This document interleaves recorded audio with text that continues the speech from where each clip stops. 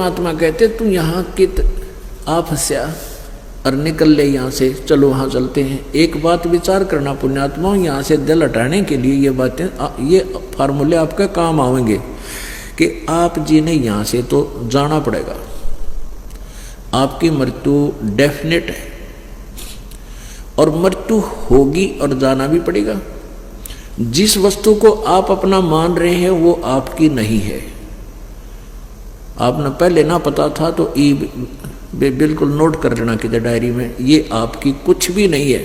ना बेटा तेरा है, ना बेटी तेरी है, ना कार आपकी है, ना कोठी आपकी है,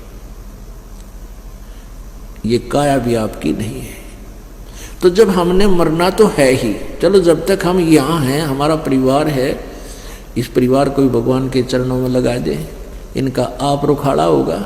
हम बच्चे की कहाँ तक रखवाल कर सकते हैं? हम खेत में जा रहे हैं या अपने कोई नौकरी कर रहे हैं, कोई दुकान पर, कोई मजदूरी पर, और बच्चे स्कूल जा रहे हैं, वहाँ कौन रखवाल करेगा? क्या हम करते हैं? और ना जाने कितनी दुर्घटनाओं में क्या क्या घटना घट रही है।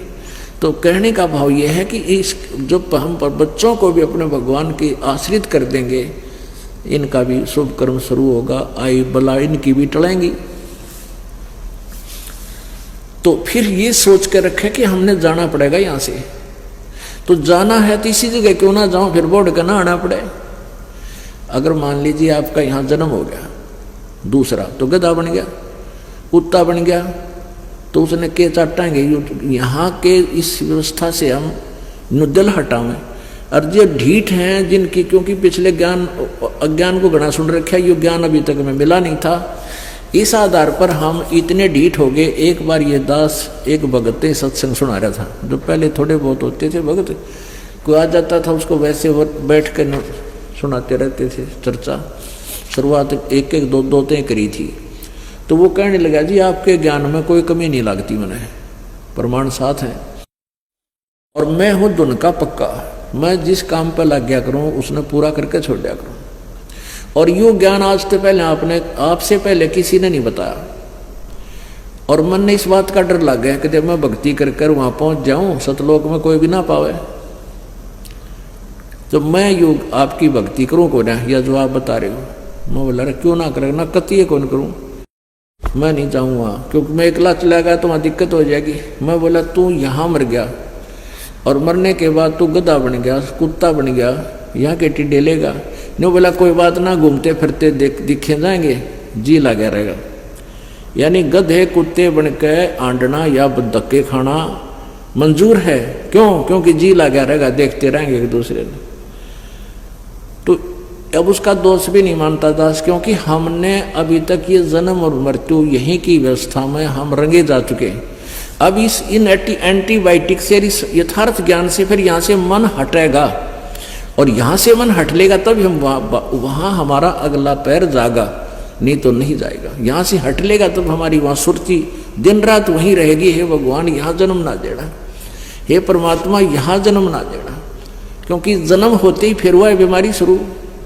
मान ले मनुष्य भी बन गए, अच्छी भक्ति कर रहे हैं और पार हुए कोई ना, फिर वही जन्म होते ही इतना बड़ा बिस्ता, ये बैग कमर पर जा स्कूल में, वहाँ ना कुछ याद होता, दे मास्टर डंडम डंडा, फिर पढ़ लिए, चलो फिर कोई नौकरी लगी नहीं, धक्के खानता अंडा, पैर पर पीटता अंडा, कोई बालक, फिर बच्चे हो गए, कोई मर गया, कोई जी गया। यानी ये प्रोसीजर फिर शुरू, इसका अंत तक हो ना, अब अंत होगा। अब क्या बताते हैं परमात्मा, कहते हैं तू यहाँ जो इन सुखों को तो सुख मानकर यहाँ जकड़ा हुआ है, उसके विषय बताते हैं। मन तू सुख के सागर बसरे भाई और न ऐसा यश रे। यानी तू यहाँ महिमा बनाना चाहता है, कोई जैसे दो कोठी बना ली बढ़िया है, आसपास के गांव में नगर में चर्चा होगी, बड़ा पैसे वाला आदमी बन गई महिमा। फिर कोई राजनेता हो गया है और कोई अच्छा एक आधा कोई काम कर दिया, फिर वहाँ यश हो गया, और फिर उसका बना दिया कोई स्टैच्यू, और वो स्टैच्यू तो बना रखा है। यहाँ तो लोग साल भर में उसकी एक बार कोई जन्मदिन मना ले, है वो बन रहा है कुत्ता, और स्टैच्यू पे मूत का जा अपने पे। या कौवा बन के ऊपर बीट कर उससे बैठ के, तो के महिमा हुई, के यश हुआ। ये वो उधर गधा बना हुआ है और उसका जन्मदिन मनाया जा रहा है यहाँ पर एक महान नेता होने के कारण। तो परमात्मा कहते इन बातें, इन ज्ञान, क्योंकि हमने वो ज्ञान सुन रखा है, उसी में हम रंगे पड़े हैं। अब इसको सुनोगे तो वो जल्दी उतर जाएगा, क्योंकि तो कच्चा रंग है। तो क्या बताते हैं, मन तू बसरे सुख के सागर, जहां शब्द सिंधु रत्नागर। मन तू सुख के सागर बसरे, भाई और न ऐसा यसरे। अब क्या बताते हैं कि तुम मान लीजिए आप जी कितना कमाई कर लोगे, कितना धन इकट्ठा कर सकते हो इस सारे जीवन में, और उससे क्या प्राप्ति होगी। क्या बताते हैं, सर्व सोने की लंका होती, वो रावण से रणधीरम। सर्व सोने की लंका होती, रावण से रणधीरम। एक पलक में राज बिराजी, वो जम के पड़े जंजीरम। मन तू सुख के सागर बसरे, भाई और न ऐसा यसरे। मन तू सुख के सागर बसरे, भाई और न ऐसा यसरे। उदय अस्त बिच चक्र चले थे, ऐसी जन ठकुराई। उदय अस्त बिच चक्र चले थे, ऐसी जन ठकुराई। चुन कर शिशुवर कल्प करी, तब खोज न पाया राई। मन तू सुख के सागर बसरे, भाई और न ऐसा यसरे। मन तू सुख के सागर बसरे, भाई और न ऐसा यसरे। दुर्योधन से राजा होते, संग इकोतर भाई। दुर्योधन से राजा होते, संग इकोतर भाई। 11 अक्षौणी संग चले थी, व देही गीद ना खाई। मन तू सुख के सागर बसरे, भाई और न ऐसा यसरे। 60,000 सगड़ के होते, कपिल मुनीश्वर खाए। 60,000 सगड़ के होते, कपिल मुनीश्वर खाए। एक पुत्र उतान पात का, वो देव पद को पाए। मन तू सुख के सागर बसरे, भाई और न ऐसा यसरे। भाई राम नाम प्रहलाद पढ़े थे, अरण्यक से पूना भाए। राम नाम प्रहलाद पढ़े थे, अरण्यक से पूना भाए। नरसिंह रूप धरे नारायण, वो खम्भ पाड़ के आए। मन तू सुख के सागर बसरे, भाई और न ऐसा यसरे। मन तू सुख के सागर बसरे, भाई और न ऐसा यसरे। भाई नामदेव नाम प्रभु का रटते, नामदेव नाम निरंजन राते, जाकी छान छवाई। नामदेव नाम निरंजन राते, जाकी छान छवाई। एक पलक में देवल फेरा, वो मर्त्यक गऊ जवाई। मन तू सुख के सागर बसरे, भाई और न ऐसा यसरे। भाई काशीपुरी कबीरा होते, ताही लखोरे बाई। काशीपुरी कबीरा होते, ताही लखोरे बाई। बन के 100 बनजारा, उतरे 9 लख बालद आई। मन तू सुख के सागर बसरे, भाई और न ऐसा यसरे। भाई कनक जनेऊ कंद दिखाया, भक्ति करी रविदासा। कनक जनेऊ कंद दिखाया, भक्ति करी रविदासा। दास गरीब कौन गति पाव, वो मगहर मुक्त विलासा। मन तू सुख के सागर बस रे भाई और न ऐसा यस रे। मन तू सुख के सागर बस रे भाई और न ऐसा यस रे। अब यहाँ इस शब्द के अंदर संत गरीबदास जी ने परमेश्वर की महिमा सारी बता दी। क्या बताया है कि सर्व सोने की लंका थी वह रावण से रणधीरम, और एक पलक में राज विराजी और जम के पड़े दजीर। सारी सोने की लंका बना रखी थी, सोने की, स्वर्ण की, गोल्ड की, और सूरवीर था रावण। और जब उसका अंत हुआ, एक पलक में राज विराजी यानी राज से रहित हो गए और काल के फंद गिर गए। पता नहीं किसी और नहीं मजा होगा। फिर बताते हैं उदय अष्ट भी चक्र चले थे ऐसी जन ठकुराई, और चुनक ऋषि स्वर कल्प करी फिर खोज न पाया राही। पिछले पुनः के आधार से एक मान दाता नामक चक्रवर्ती राजा था। चक्रवर्ती यानी पूरी पृथ्वी पर उसका शासन था। और एक बार फिर उसके जब समय आ जाता है ना, बैटरी डिस्चार्ज हो जाती है, आगे भक्ति करते कोई ना न्यो दुरुक्ति हुआ कर उनकी। उसने एक घोड़ा छोड़ दिया, उसके साथ सैकड़ों सैनिक साथ भेज दिए, और घोड़े के गले में एक पंपलेट लटका दिया कि जिसने पृथ्वी के ऊपर जिस भी किसी नीचे छोटे राजा ने, किसी नरेश ने चक्रवर्ती राजा यानी मानधाता राजा की अधीनता स्वीकार नहीं है, वो युद्ध करने के लिए तैयार हो जा और घोड़े को पकड़ ले। तो वो घोड़ा सब जगह घूमया, किसी ने नहीं पकड़ा। एक चुनक नाम के ऋषि थे, एक चुनक नाम के ऋषि थे। उन्होंने वेदों अनुसार ज्ञान को अपने आप निष्कर्ष निकाला कि यजुर्वेद अध्याय नंबर 40 के श्लोक नंबर 15 में लिखा है कि ओम कर्तु समर किलवे समर और कर्तुम समर। क्योंकि वेदों में पूर्ण परमात्मा की महिमा कलम तोड़ गाई हुई है, लिखी हुई है, लेकिन पूजा की विधि केवल ब्रह्म तक की ही है, ओम नाम का जाप है। पूर्ण परमात्मा की भक्ति के लिए, उसकी विधि साधना के जानकारी के लिए ऑप्शन छोड़ रखा है कि कुतत्वदर्शी संत जो परमेश्वर की वाणी से परिचित हो, उससे जाकर उपदेश ग्रहण करो, वो बताओगा पूर्ण परमात्मा के पाने का मार्ग। इस बात को वो समझ नहीं सके, उन्होंने ओम नाम को पूर्ण परमात्मा का जानकर साधना शुरू कर दी। हजारों वर्ष तक साधना करते रहे, साथ में हठ योग करते रहे, एक स्थान पर बैठकर उससे सिद्धियां आ जाती हैं।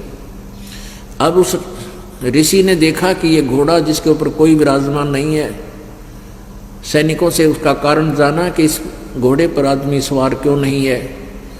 सब बताया कि राजा मानधाता चक्रवर्ती का पर्सनल औरस है और इस पर कोई नहीं बैठ सकता। इसके गले में ये लिखा हुआ, इसमें लिखा है कि जो राजा, जो भी कोई नरेश और चक्रवर्ती राजा की अधीनता स्वीकार करना नहीं चाहता है, वो युद्ध करने के लिए तैयार हो जाए और घोड़े न बांध ले। अब जब खोटे लग गए हैं ना, न्यू लग गए हैं, अब उधर से उस ऋषि के भी खोटे लगे, उधर से उस मानदाता चक्रवर्ती के भी बुरे दिन आ गए। अब चुनक नाम के ऋषि ने वेदों तक की साधना, काल की साधना की और एटम बम बन गया। उसके मन में फिर काल के हाथ में रिमोट है, मन में उत्पन्न कर दी ये भावना कि राजा को अभिमान हो गया, इसके अभिमान को मैं ठीक करूँगा। तो उस ऋषि ने कहा कि भाई सैनिकों, इस घोड़े को मैं पकड़ लेता हूँ, राजा का युद्ध मैंने स्वीकार कर लिया। अब वो सैनिक कहने लगे, रे कंगले, तेरा दाने खाना नहीं, दाने तो खाने को नहीं, और तू युद्ध करेगा चक्रवर्ती राजा से, तेरी क्यों साथ बोल दे रही है,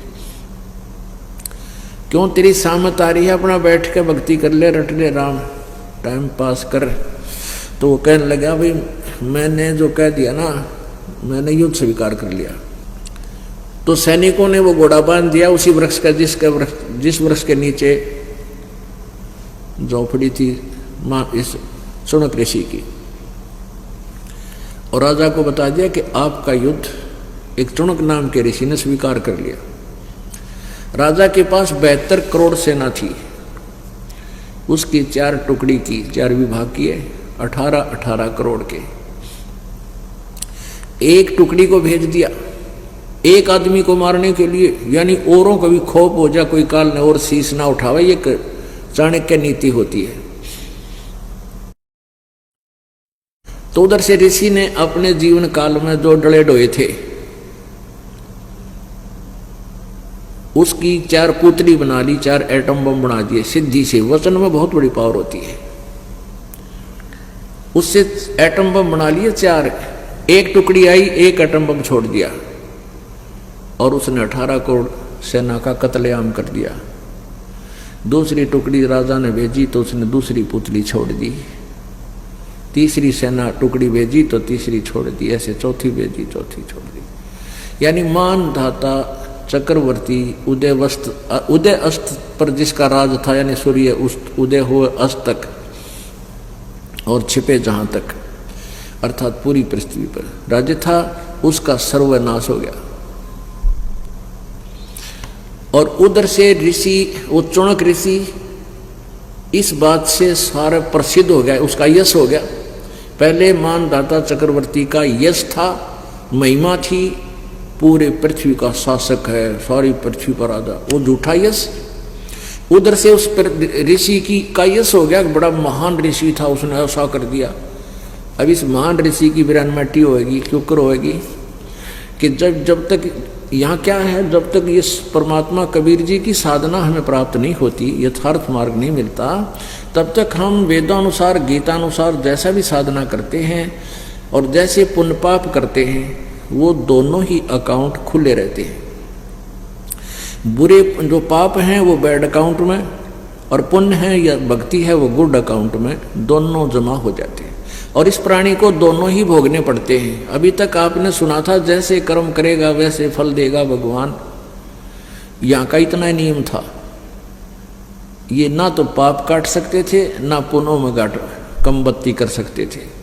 पुण्य भी आपको पूरे देते हैं, जैसे आज देख रहे हो कोई अच्छे पोस्ट है, किसी के पास घना धन है, हेलीकॉप्टर में घूमते हैं, कोई कारा में चलते हैं, ये उनके पुण्य हैं और सारे ही देगा। और सत भक्ति नहीं कर रहे तो पाप की गठड़ी रोज एक बांध लेते हैं, एक गठड़, एक पोटली, यानी पृथ्वी ऊपर पग जो धारे, करोड़ जीव एक दिन में मारे। अपने पेट धंधे के लिए एक दिन में कहते हैं करोड़ों जीवों की हिंसा करके ये जीव विश्राम पाता है, वो बैड अकाउंट में। और पुण्य कोई बढ़ नहीं पाता, क्योंकि शास्त्र विधि को त्याग कर जो मनमानी पूजाएं करते हैं उनसे पुण्य नहीं हो सकता। पुण्य करने के लिए एक विशेष व्यवस्था करनी पड़ती है। तो जैसा भी वो पुण्य करने के लिए थोड़ा समय, जैसे पहले हम के पुण्य कराया करते, एक बार सालासर चले गए हनुमान जी की पूजा करने साल में, और मंगलवार के दिन 100 रुपये की बूंदी बांट देते हैं। थोड़ी धार्मिकता थी, कभी ऊपर चिड़िया को टूक डाल देते, कभी दाने डाल देते, इतने काम कराया करते। तो वो जो पुण्य थोड़े बहुत हम मानते थे, वो तो हमारे इतने के, और पाप सारा दिन गठड़ी बांध ले, चाहे पूरी माल गाड़ी भर ले। तो कहने का भाव ये है कि उस ऋषि ने जो पुण्य किए थे वो भी भोगेगा, स्वर्ग में चला गया, महास्वर्ग में चला गया इस ओम नाम के जापते ब्रह्म की साधन। वहां भी कहते गीता जी अध्याय नंबर 8 के श्लोक नंबर 16 में कहा कि ब्रह्मलोक पर्यंत, यानी ब्रह्मलोक तक जितने भी लोग हैं वहां गए हुए प्राणी फिर पुनर्जन्म में आते। तो इस ऋषि ने जो 18 करोड़ 72 करोड़ सेना का नाश करा, अब चाहे तो कोई हथियार तो मार दे, चाहे कोई अपने शराब तो मार दे, दोनों का पाप बराबर है। अपनी सिद्धि शक्ति से मार दे, उसके पास वही हथियार है, तो दोनों का पाप बराबर है।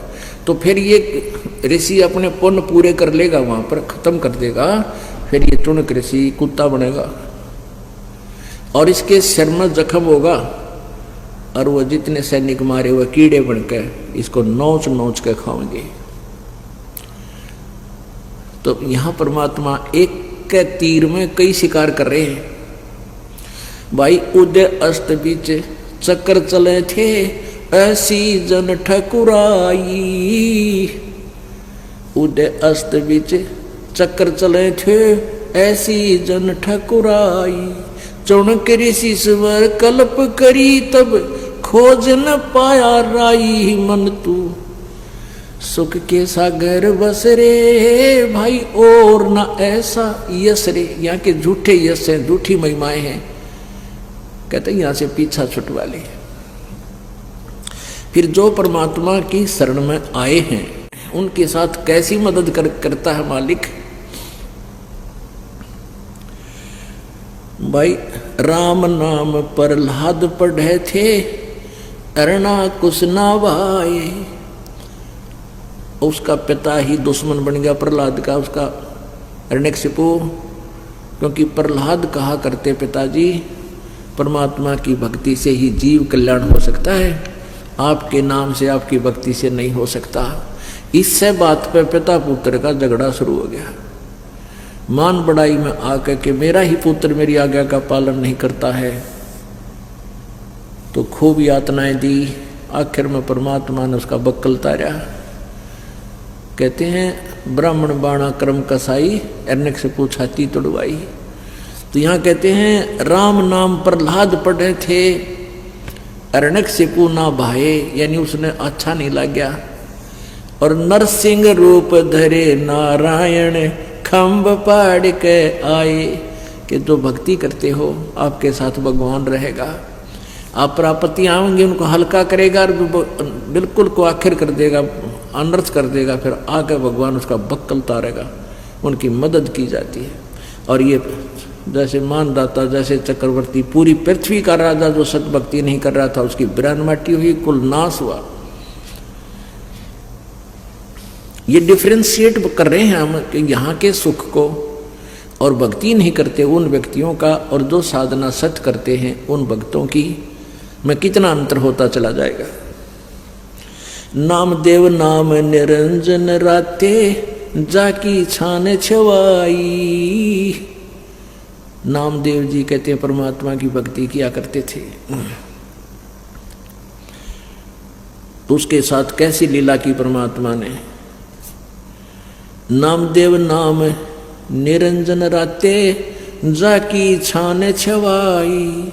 एक पलक में मंदिर फेरा, व मर्त्यक गौ जवाई। मन तू सुख के सागर बस रे, भाई और न ऐसा यश रे। अभी नामदेव जी के बारे में आपको बताया था। नामदेव जी इस रोहिला कास्ट में, छिपा जाति में, छिम्बी बोले हमारे का ना, छिम्बी जाति में इनका जन्म था। ये पूर्व संस्कार के बहुत अच्छे, पूर्व जन्म के बहुत पुण्यकर्मी प्राणी थे। और जिनके पिछले जन्म के संस्कार होते हैं भक्ति के, वो डटे नहीं डटा करते, उनके अंदर वो अपने आप अंगड़ाई लेती है वह भक्ति। परमात्मा स्वयं कबीर जी भी जगह जगह आते हैं, रूपांतर कर लेते हैं भक्ति की स्थिति बनाए रखने के लिए। और काल भगवान चाहता है कि ये भक्ति नाश हो जाए, भगवान में आस्था किसी की रह नहीं, ये गलत साधनाएं करें, शास्त्र विधि त्याग कर मनमानी पूजाएं करके ये जीव, ये मनुष्य परमात्मा के लाभ से वंचित रहे और इनके मन में भगवान की आस्था हट जाए, ये नास्तिक हो जाए। जैसे पूरा चीन नास्तिक हो गया, चीन कंट्री, उधर से रूस नास्तिक हो गया। पहले सभी धार्मिक थे और चीन जो है महात्मा बुद्ध का अनुयायी था। उनके द्वारा बताए गए साधन भक्ति से किसी को लाभ हुआ कोई आध्यात्मिक, तो उन्होंने यही मान लिया कि भक्ति तो अपने ही कर्म से हम करके जो हाथों से वही लाभ उठा सकते हैं, परमात्मा कोई लाभ नहीं देता। और काल यही चाव है। तो ऐसे ये काल हमारे साथ ठगी कर रहा है। तो परमात्मा कबीर परमेश्वर जी स्वयं आते हैं और अपनी महिमा बना कर चले जाते, ताकि जब तक ये कलयुग ये समय है वो जिसके लिए भगवान आते रहे, यही वेद प्रमाण देते हैं। और अपनी भगवान की सठीची के परमात्मा कुछ कर सकता है, सब कुछ कर सकता है, अनहोनी कर सकता है, होनी कर सकता है, अनहोनी को होनी कर सकता है, और तभी हमारी आस्था भगवान में बनी रहती है।